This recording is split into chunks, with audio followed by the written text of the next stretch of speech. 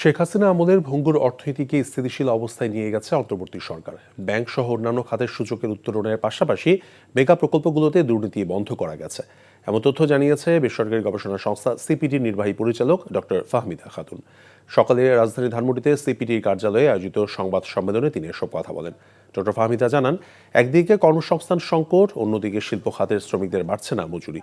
এতে 8% বেশি মূল্যস্ফীতির চাপ অসহনীয় উঠেছে, বাড়ছে দারিদ্রতা। তিনি বলেন, ঋণভিত্তিক প্রকল্পে ব্যয়ের তুলনায় আয় কম হওয়ায় দীর্ঘমেয়াদে ঋণের ফাঁদে পড়তে যাচ্ছে বাংলাদেশ।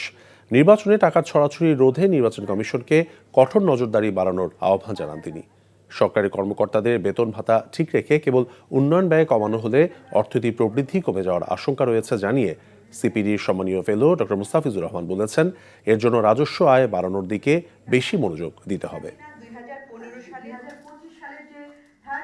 আমাদের দেশে সমস্যা যেটা হয়েছিল, অতি মূল্যায়িত বিভিন্ন ধরনের মেগা প্রজেক্ট আমরা বাস্তবায়ন করছিলাম, এবং সুতরাং সেইখানে হলে তো রিটার্ন আমরা ঠিকভাবে ওইভাবে পাবো না যদি অতি মূল্যায়িত হয়।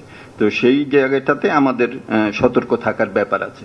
বিদেশি ঋণ আমাদের গ্রহণ করা একবার ইন প্রিন্সিপাল আমরা করব না, এরকম ভাবে জিনিসটাকে দেখাটা হয়তো ঠিক হবে না।